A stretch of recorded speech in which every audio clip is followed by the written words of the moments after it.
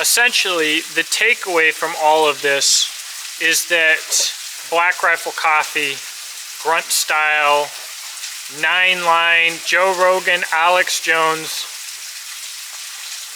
all of these businesses and individuals are the same. They're working for the same people and to the same end, and it's not for you. So, let's talk about Joe Rogan and Black Rifle Coffee. So a little bit of backstory. My name's Jacob. This is the Prepper's Bunker Outdoors. I'm a combat veteran, served with the 173rd Airborne, went to Afghanistan, did my pew-pew, that kind of stuff. And I've got a bit of history with some of these brands, and I've done a lot of videos with Black Rifle Coffee, or about Black Rifle Coffee, I should say. So I don't want to get into all of that. You can see my other Black Rifle Coffee videos and psyops videos because it's too much for this video. But essentially, in Afghanistan, I did spend a good bit of time working with psyops, and I saw a little bit of how things worked, but it didn't really come into focus for me until I got my bachelor's degree in Homeland Security and Domestic Terrorism. And so I thought that the normal career path for me to take would be to go be an alphabet boy, and once I understood a little bit more, I realized that that was not an option for me. Fast forward a little bit, and I'm buying Black Rifle Coffee. You can see in my old videos me drinking Black Rifle Coffee. Heck, I was a brand ambassador model for Grunt Style. They used pictures of me and my dog and stuff all over all of their advertisements. And I got to see the change. With Black Rifle Coffee specifically, it was really easy. Under Trump, they're all America! And then now under Biden, they're all about gang rape jokes. BJ, or not. Maybe we all will try. We'll 69 him. It doesn't matter. BJ, we all will BJ. It's fine. Just grab everybody, oil them up shirtless. We'll put a giant bungee cord around ourselves, and we'll just get in a giant human mess. We'll bring some leaf blowers. Whatever. BJ. And trans humor.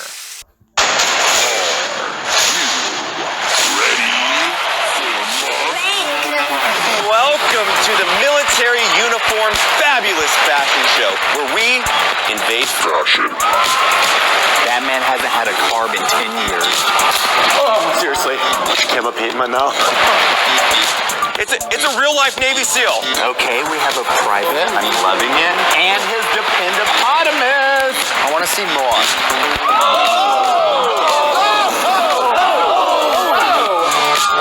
Boys, we were not sure if the National Guard was going to show up, but here they are. He may have skipped PT, but he doesn't skip breakfast. I caught it. Slap me with a court-martial because that valor is stolen. I never thought I'd be sitting here as an announcer just loving what I'm seeing on the runway tonight. It is like Dan Bilzerian with a dash of Chelsea Manning. Special Forces, the Green Berets. That boy has a second family in Thailand. And he's owning the exact essence of being a special operator. Bad operator. Run the next one. Oh my God, that is one ugly. No. Try the deployment goggles. What are these? Oh, it is a deployment 9. From a diamond in the rough caterpillar to a beautiful blossoming butterfly. That thing took the show. I'm drunk. Run the runway, Marines. Them, her, Fabulous! I love the outfit, but there will be a lot of hungry young men on Pendleton. I knew that they were gonna go the chesty puller, the crayon joke. Makes me proud to be in the family. Do it! Give him one for Chesty. well, someone's getting canceled on Twitter. What a show! What a show!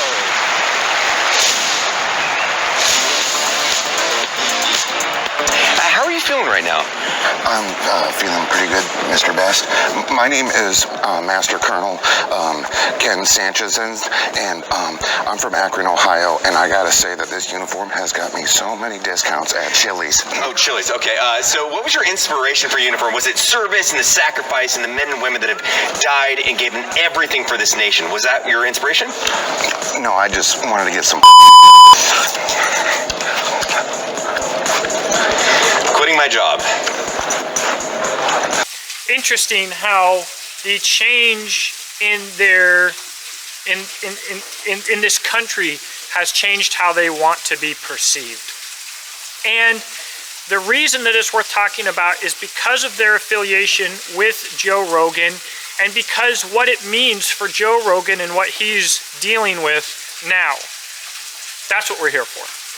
You see, what's going on here is most people who've been paying attention know that Joe Rogan claims to be left-leaning himself. He said Obama was one of the best presidents ever, said Michelle Obama would make for a great president, and personally endorsed a socialist for president of the United States recently.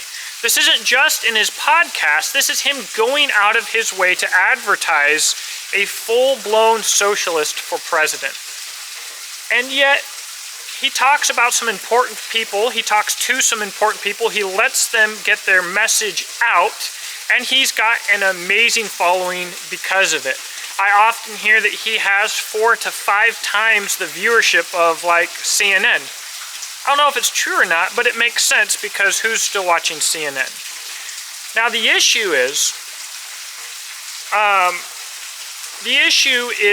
when we take this guy who promotes drug use and alcoholism and socialism, etc., openly, and we need to make him conservative. What do we do? Well, you probably remember Kavanaugh, right? Trump putting Kavanaugh in for Supreme Court Justice or nominating him.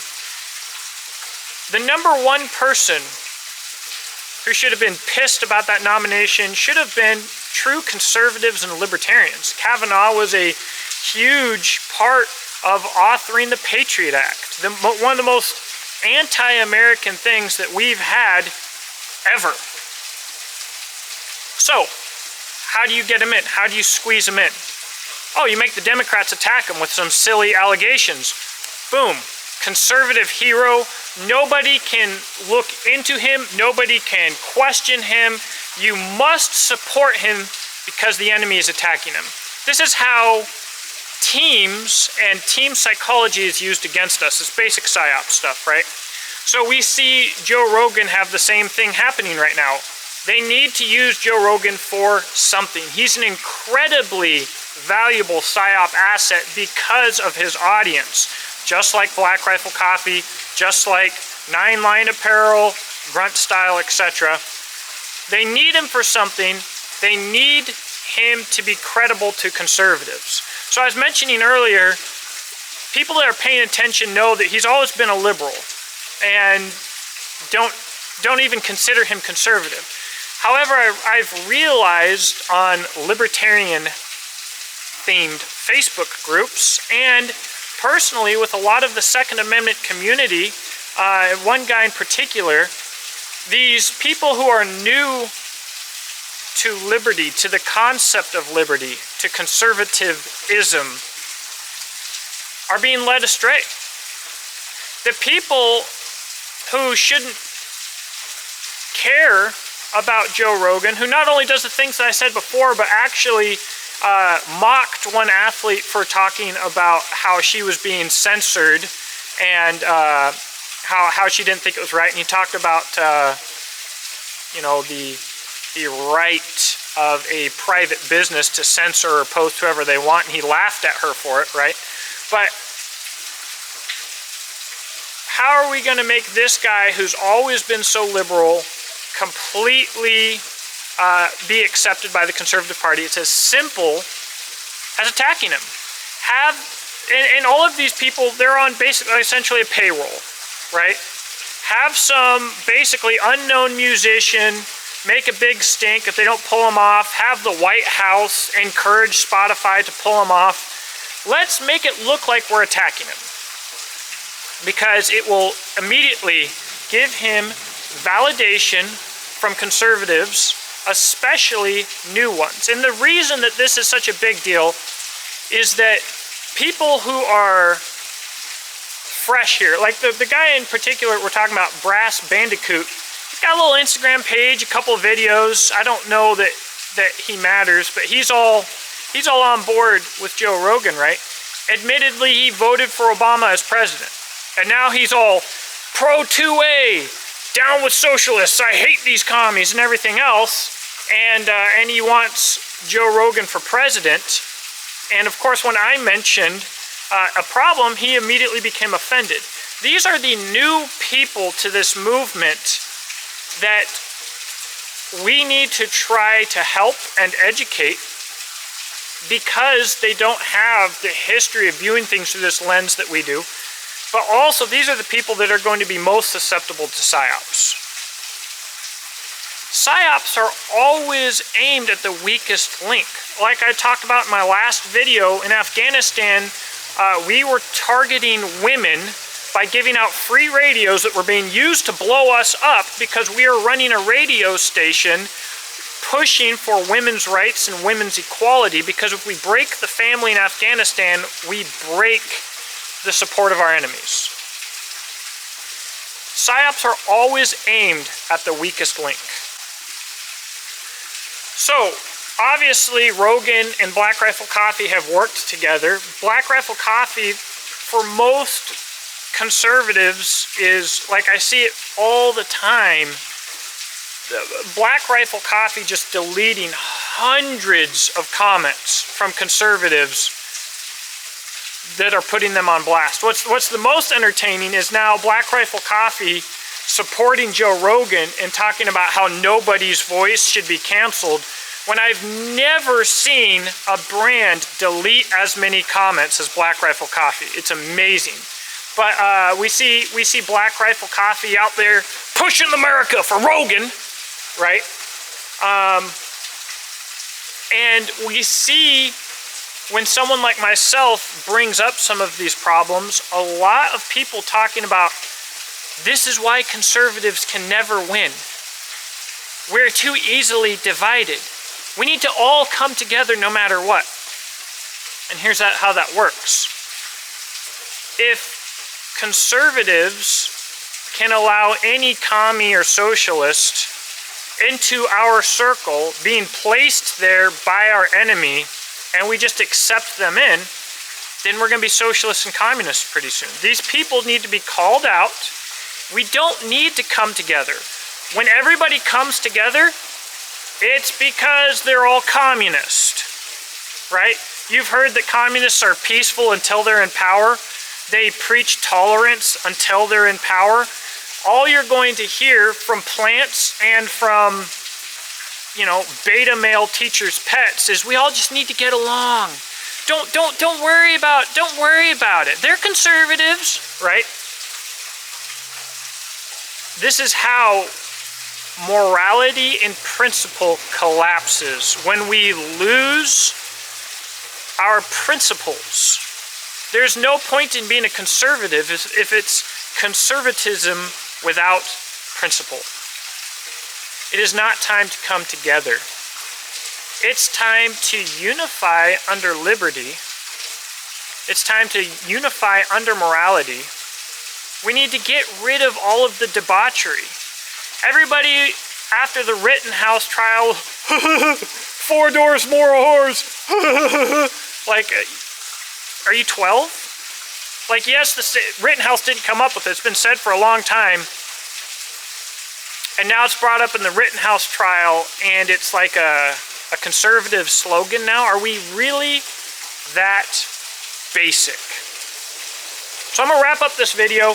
PsyOps don't happen overnight, guys. All of this stuff is being worked on for generations. I'd encourage you to look up the history of hip-hop.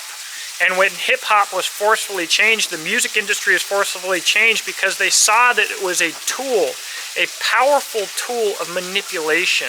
and it worked on people's emotions. Get, Dax, you're gonna knock down my tripod. Get out of here, you're ugly, get. And all of this manipulation, why would the government, why would the government encourage debauchery and freaking all of this crap? A weak, stupid, inebriated population is easy to control, and control is the ultimate currency. Trump can't be bought with money. Maybe Trump doesn't care about money. Money is not the currency for the elite. It doesn't even matter for the elite. They can have as much or little of it at any time as they want. It doesn't matter. Every time you talk about them, they make money. They find a way to make money. Money doesn't matter. Power is what matters. Power is the ultimate currency. And if you can change the perception of the average peasant, if you can manipulate the average peasant into believing that they can be uplifted, that they can be pulled up by government,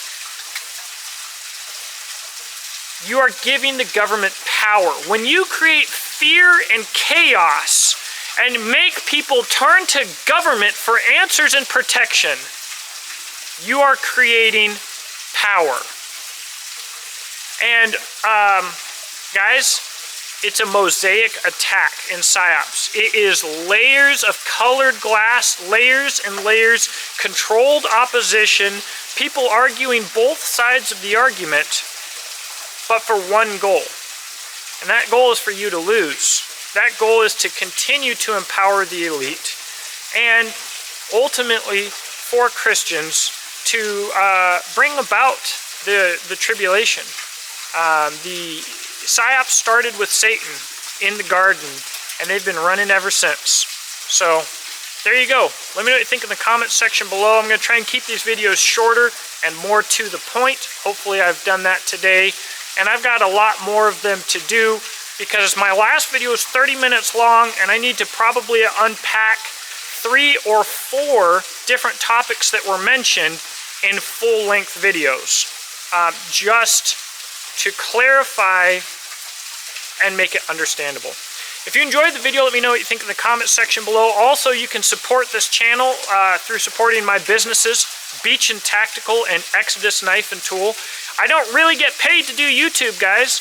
I get people who want to support me because of my content buying stuff at my business, because I don't want to pay the elite for advertisement, right? So everybody who does YouTube finds a way to make money. I make my money through advertising myself. Also, I have slings in stock, which is uncommon. Typically they're custom made to order. We've got t-shirts and patches in stock, which is uncommon. And I also have opened up a Teespring, which will be directly linked to this YouTube channel. I'll put links to that in the description box below as well. We've got some sick new shirts and merchandise coming out. We've got a Patreon. We've got affiliate links. I'm a affiliate with PSA and Brownell, so if you're going to buy through them, it won't cost you a cent extra. You can help support this channel by using my links. I'll get a small kickback, and it helps. Every little bit helps. And social media links will be down there as well. I look forward to talking to you guys, and I hope that you